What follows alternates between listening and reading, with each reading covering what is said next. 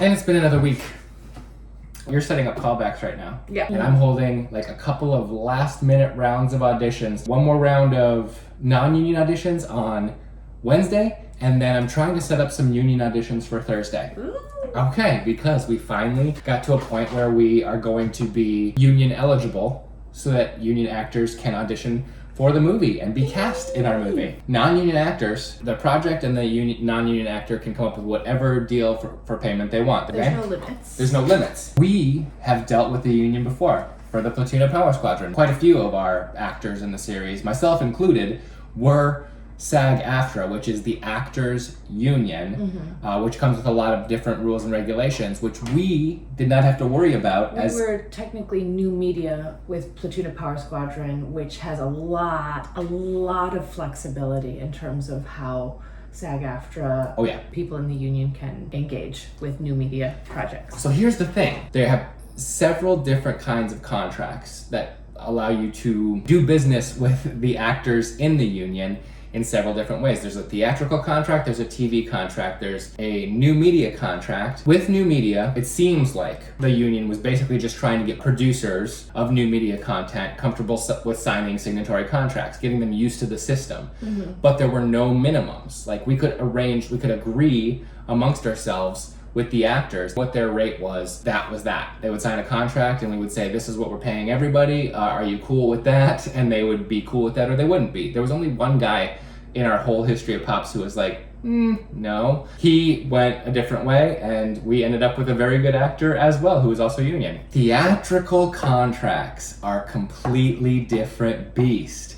This is something that we are dealing with for the very first time, and it is very good information to have, but we were not going to deal with it at all because a few reasons. One, even on the ultra low budget theatrical contract, because which we're making as a feature film. A theatrical feature film, whether or not it ever sees the inside of a theater, any feature film is technically theatrical according to the contracts. We'll see going forward what various streamers get categorized as, but as of right now, films are theatrical.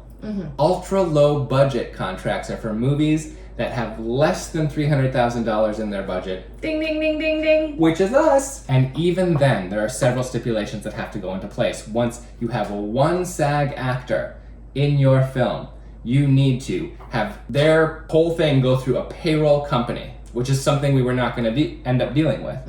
We were just going to originally just write checks to everybody. Non-union actors were going to make $100 a day. We were just gonna write them checks every week based on how much they worked that week, you know? Mostly 2 days every week, because we're a weekend's production, although we have been doing a lot of schedule adjusting. More on that in next week's update. But in the schedule adjusting, we're like picking up a Monday here or there. Or we're gonna have to, just based on the way that the schedule is shaking out. And location availability, etc.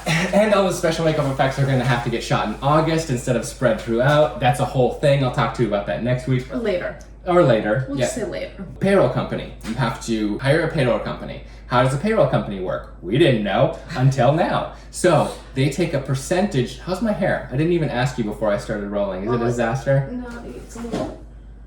You're really seeing how the sausage is made this week. They take a percentage of the payroll that you're doing. So if you pay out this number of people through your payroll, depending on if they are categorized as employees, categorized as loanouts, or contractors, you are paying a percentage to the payroll company for them processing your payroll. Okay. I made a spreadsheet. Eliza made a spreadsheet. Oh. Here comes the air conditioning. Do you want me to turn it down? Air conditioning off. Nicely done. Not only do you have to do payroll, automatic salary. For the ultra low budget contract, you are paying actors 20% of the low budget minimum, basically. So their automatic rate per day is $220 a day, plus pension and health. You have to pay into their pension fund and their health care fund. Which is... It's like 18% on top of 18 to 20% on top of what you're paying them. So then it is, you just add that percentage on top of that, which the payroll company will take care of. It's going to pay into the pension and health. But we need to calculate it based on what we can afford. Exactly. And then production insurance, which we needed anyway. But in order to apply to the Screen Actors Guild as a signatory, which if you sign with them, you're a signatory, you need to have in place a payroll company ready to go and production insurance locked in. Yeah. So this is all stuff that we were basically going to need to do anyways. It's really nice to have it, and they need a really concrete idea of things, and we made everything more concrete. We firmed everything up to make sure that we could apply for SAG-AFTRA. It feels really good. It does feel good. It's like getting a lot of things in place. They need your line item budget. We put the budget together. You watched us doing that in last week's update over the time lapsing. What your salary is for Screen Actors Guild actors and non-union actors. And then also, when you become a signatory with them under the ultra low budget, they need a deposit of the entirety of the payroll for the SAG actors to sit with them until your production is done. This is news to me. That's cool. Yes. Okay. So they need to sit on that deposit to make sure that you're good for the money, basically. I mean, it makes sense. It makes sense. It's also just like a big chunk of money you need up front if you're going to hire SAG actors. This is things that we're finding out. Also, we're still getting close on the Form C. Very, very close on the Form C to where all of the people who reserved their investments can then sign off on them, and then the money can start being transferred over. I finally signed the contracts on my end, so now that took a lot of ducks getting in into a row. rows. Luckily, we had an early investor come in and put some money in the account so that we can actually pay all this early stuff that we're kind of encountering at this moment with getting our production insurance, all this stuff. Over the last week and a half, I compared 3 different production insurance quotes, and they were like kind of close, but also kind of all over the board. We thought we found the cheapest one. Then they hadn't accounted for third-party property damage, which is something that any film production is going to need. Any location that you rent, they're going to want third-party property damage in your insurance. Yes. So that bumped that up. Boom. We found the new one. I'm going to pay for that tomorrow. So then we will have all of these things in place to finally apply for the Screen Actors Guild. And that's how it goes. Let's go. Last week's update took so long to edit. You watched me edit it. It took like 4 hours from beginning to end. That's 4 hours I should have been spending on the movie. These are going to get a lot looser. So yeah, sorry, updates are going to get a little low budge too. Yeah, they're going to get a little loose while we get ready for production. And then there'll just be more production behind the scenes footage in them, I'm guessing, while we go forward. But this is what it's like to make a low budget production.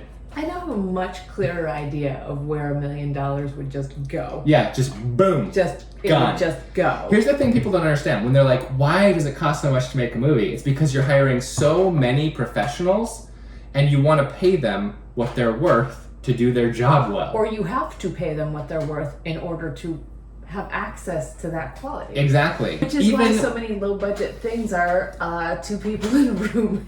Yeah. Because that's what you can make for really cheap. Yeah, and we're not doing that. No, bigger scope. A way bigger scope, and with a lot of actors. Yeah. A fairly sizable crew, and with a lot of effects. Even though we were able to raise more than we expected, we're still having to find out what corners we can cut. We're like flagging future potential corners as we're going through. We're like, ooh, that thing is pretty expensive, and if we changed it a little bit, it would be less expensive. Exactly. When we're saying cutting corners, not cutting safety corners at any stake. Never. Which is why our production insurance quotes came in high, because we actually listed the stunts in them in the movie, so that automatically raised it like another $1,500, at least $1,500. But we need the stunts. We need the stunts, and we also need the production insurance to state that the stunts exist. And then if you want to use a Screen Actors Guild stunt coordinator, they make $1,000 a day.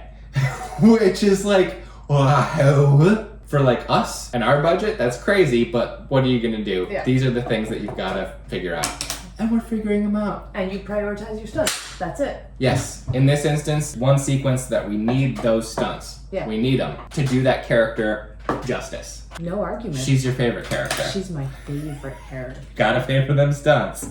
I'll see you in a week. Bye. Scared the cat.